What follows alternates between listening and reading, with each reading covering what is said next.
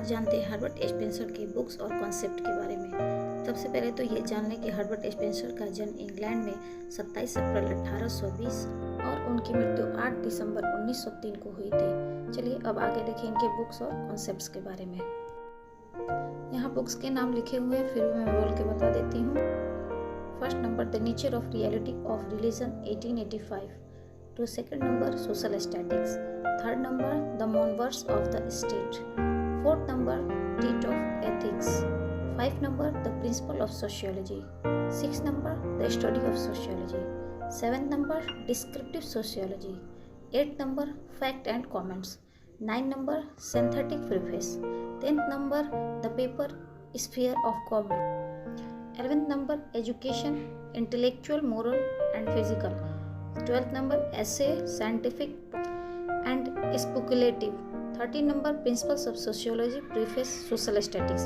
ये रहे इनके बुक्स। अब आगे देखते हैं इनकी कृतियाँ। और इनकी कृतियों में पहले आता है फर्स्ट प्रिंसिपल, दूसरा सोशल स्टैटिक्स, तीसरा principle of sociology, fourth number पे डिस्क्रिप्टिव सोशियोलॉजी, 5 नंबर पे प्रिंसिपल ऑफ एथिक्स, 6 नंबर पे प्रिंसिपल ऑफ साइकोलॉजी, 7 नंबर पे प्रिंसिपल ऑफ बायोलॉजी, 8 नंबर पे सिंथेटिक और 9 नंबर पे फिलॉसफी। ये तो हो गई इनकी कृतियाँ जो एक बुक्स का रूप तो नहीं ले सकी, लेकिन इन्होंने बहुत समाजशास्त्र के बारे में बहुत ज़्यादा बताया है इसमें।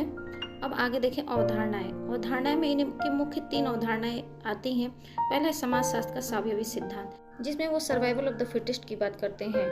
स्पेंसर डार्विन से बहुत ज़्यादा प्रभावित थे। डार्विन ने प्राकृतिक विज्ञान के बारे में उन्होंने नेचुरल सिलेक्शन की बात की थी, जिसको उन्होंने स्पेंसर ने समाज पे लागू किया और कहा कि जो समाज में फिट रहेगा, जो व्यक्ति प्रथाएं, मूल्यों और आदर्शों को प्रत्यक्ष और प्रत्यक्ष प्रभाव जो मनुष्यों पर पड़ता है और इन सब से प्रभावित होने के बाद वह जो अधिक उन्नत है, जो ज़्यादा परिवर्तनशील है, जो समाज में आगे बढ़ने लायक है, वही आगे बढ़ते हैं। इस तरह से उन्होंने सर्वाइवल ऑफ द फिटेस्ट को समाज पे लागू किया। वो समाज को एक शरीर के रूप में देखते हैं, जिस प्रकार शरीर के प्रत्येक अंग होते हैं, अपना कार्य करते हैं और सभी के मिलने से शरीर रूपी संरचना कार्य करती है, उसी प्रकार ये भी समाज को मानते हैं और समाज को समझते हैं। समाज कि जिस समाज में भी जो सामाजिक संरचनाएं हैं, संस्थाएं हैं, समूह हैं, भूमिकाएं और परिस्थितियां हैं, ये सभी मिलकर क्या होते हैं कि समाज में शरीर की तरह ही समाज का निर्माण करती हैं और इसका संचालन करती हैं।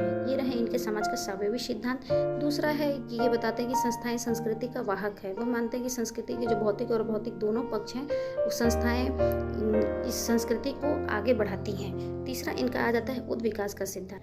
उद्विकास को सिद्धांत को पहले हम लोग समझे कि उद्विकास का सिद्धांत होता क्या है। उद्विकास सिद्धांत का मतलब होता है कि किसी भी सरल चीज को जटिल रूप में परिवर्तित होना। जैसे एक बीज एक वृक्ष का रूप धारण कर लेती है, उसी प्रकार यह समाज भी पहले सरल समाज था, फिर बाद में यह जटिल समाज हो गया। पहले समाज में हंटिंग, पोस्टोरल, एग्रीकल्चर जैसे सामान्य जीवन होते थे। अब धीरे धीरे इसमें विभिन्नताएं बढ़ती गई, विशेषीकरण बढ़ता जा रहा है, समविभाजन बढ़ता गया, जिससे इंडस्ट्रियल सोसाइटी की स्थापना होते जा रही है, औद्योगिक समाज बनता जा रहा है।